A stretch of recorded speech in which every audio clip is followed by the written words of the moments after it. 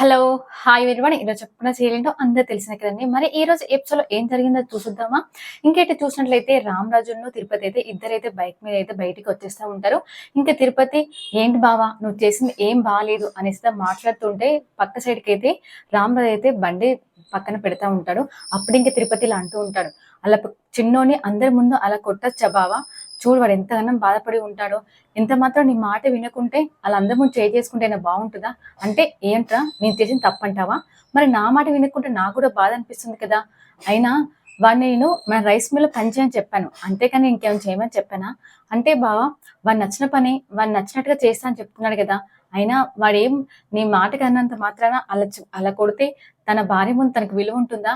అంటే నీవు పెళ్ళైన కొత్తలో ఏ విధంగా పంతంగా ఉన్నావో, ఏ విధంగా వర్క్ చేసావో, ఇప్పుడు నీ కొడుకులో కూడా అదే పంతం, అదే మొండితనం వచ్చింది బావ.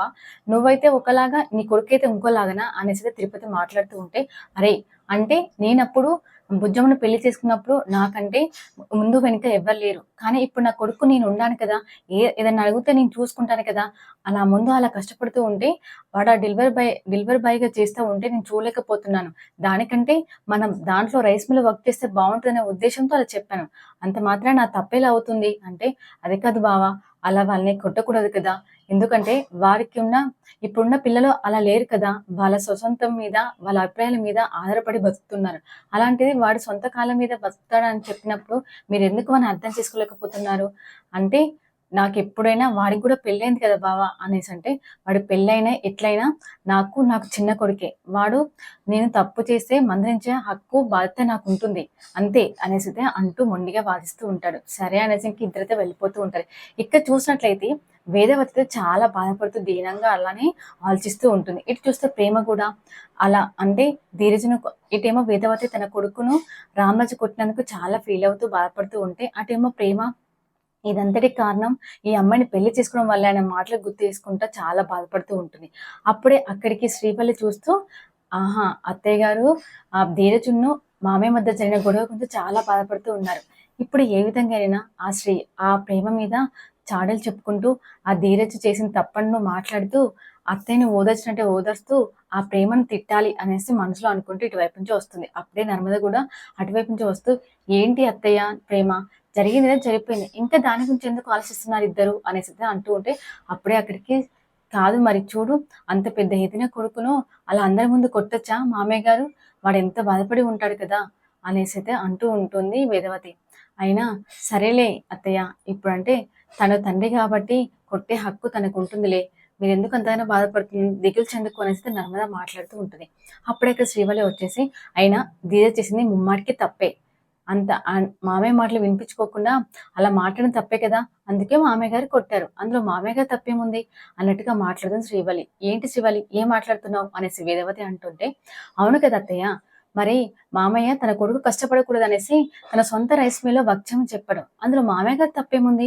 అది అర్థం చేసుకోకుండా ధీరజు నేనే వర్క్ చేసుకుంటాను. అది నా ఇష్టం అని మాట్లాడితే ఏ తండ్రికైనా కోపం వస్తుంది కదా!" అనేసి శ్రీవల్లి మాట్లాడుతుంటే, అప్పుడే ఇంక ప్రేమ ఊరుకుంటుందా? "ఏమక్క ఏం మాట్లాడుతున్నావు? మా ఆయన చేసిన తప్పేముంది?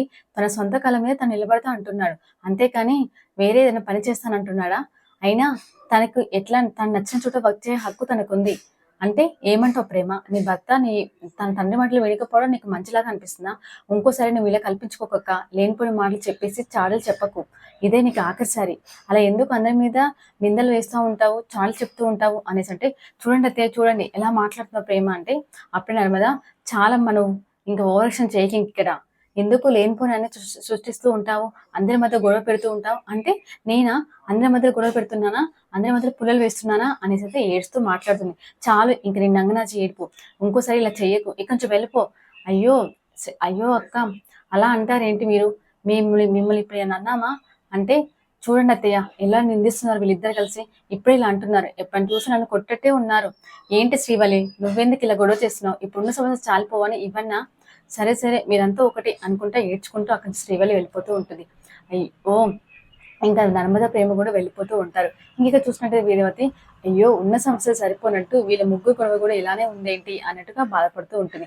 అక్కడ చూసినట్లయితే ధీరజ్ అయితే చాలా బాధపడుతూ ఉంటారు. వాళ్ళ నాన్న కొట్టిన విషయం గురించి, వాళ్ళ నాన్నని ఇలా అన్నాననేసి బాధపడుతూ ఉంటే, అప్పుడే అటువైపు నుంచి సాగర్ చందు, "ఏరా మీరిద్దరు ఇంక వెళ్ళలేదా ఏంటి?" అంటే, "అడుగు ముందుకు పర్లేదురా, నీకు జరిగిన దాని గురించి ఆలోచిస్తూ ఉంటే చాలా బాధ అనిపించింది, అందుకే అక్కడే ఆగిపోయాం." "అయ్యో అదేముందిలే అన్నయ్య, నాకేనా కొత్తనా, ఎప్పుడు నాన్న అంటూనే ఉంటారు, నన్ను తింటూనే ఉంటారు." అప్పుడే చందు ఇలా అంటూ ఉంటాడు, "అరే మరి నువ్వు నాన్నగారి మాట వినొచ్చు కదా, ఎందుకు వినకుండా అలా తన రైస్ మిల్ పనిచేస్తే బాగుంటది కదా" అనేసినట్టుగా మాట్లాడుతూ ఉంటాడు. మాట్లాడుతూ ఉంటే, "అంటే అన్నయ్య నాకు అందులో పనిచేయడం ఇష్టం లేదు, అందుకనే అలా నాన్నగారు చెప్పాను."